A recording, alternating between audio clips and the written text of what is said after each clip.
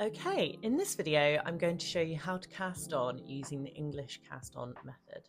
So today we'll be using our 10mm bamboo knitting needles. We'll be using some super chunky weight yarn, and that's it. So grab your favourite hot drink and let's get started. I like to pull the yarn from the centre of the ball, which means your ball of yarn won't roll around as you're working with it. So just grab the centre and pull out enough of a length for you to start working with. The first stage of any cast on is to create a slip knot. So to do this, you want to cross your yarn over like so. So you've created a little loop just like that, and then put your two fingers in through that loop, grabbing the short tail but keeping hold of the end. So don't let go of this, and that will create your slip knot. So this will be your first stitch. So pop it on your left needle and pull the yarn taut, not tight. You still want it to move up and down your needle. And then with this needle in your left hand, your empty needle in your right hand, we're going to get started with our cast on stitches. So position this stitch around 1 inch away from the end of your needle, otherwise it will be too hard to pull the length over the needle. And we're going to go in through the loop upwards. We don't want to be going downwards. We want to be going upwards for this cast on method, and then cross over. So this is what it looks like from the top. So we've technically gone in the back of the stitch like this, and then you want to hold both needles with your left hand. So I find resting them on my back fingers and holding the top with my thumb works for me. You want to make sure that you keep this little short tail out the way. Don't knit with that one, cast on with that one. And using the yarn that's attached to the ball, we're going to wrap around the back of the needles anti-clockwise and down through the middle. So you can see from the top like that. So I'll do that again. So we go around the back and down through the middle.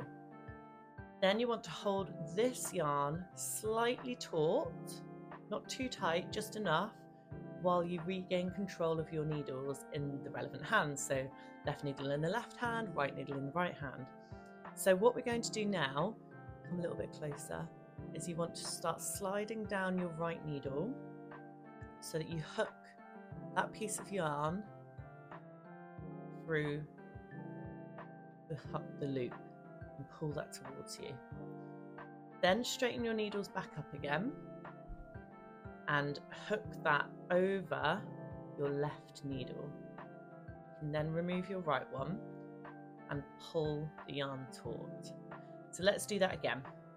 So going into the stitch that's closest to the point of the needle, not this one, the one that's closer, we go up and crisscross. So into the back of the stitch, crisscrossed.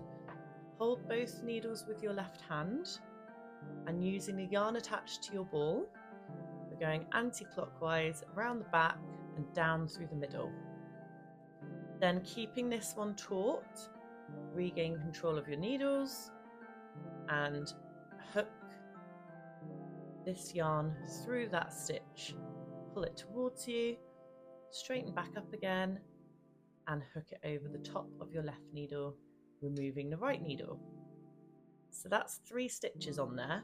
When you pull it taut, again, you don't want to pull it too tight. You still want the stitches to be able to comfortably move up and down the needle. Otherwise your tension will be really, really tight and difficult to work with. So let's do that one more time. So up through the needle, through the stitch, crossing over, take your yarn that's attached to the ball, wrap it around the back and down through the middle. That's a view from the top. Then regain control of your needles with both of your hands and pivoting your right needle, catch that yarn and create the loop, straighten up and pop it back onto your left needle, pulling it taut. So that is how you cast on English knitting style.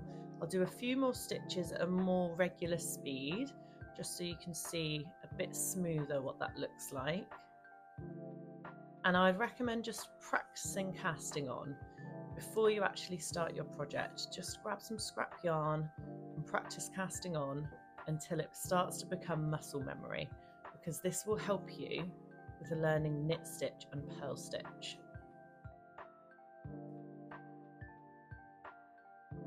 Okay, don't forget you can slow these videos down to 1/4 of the speed. It might help if you want to see something a little bit slowed down, and I'll catch you in the next video.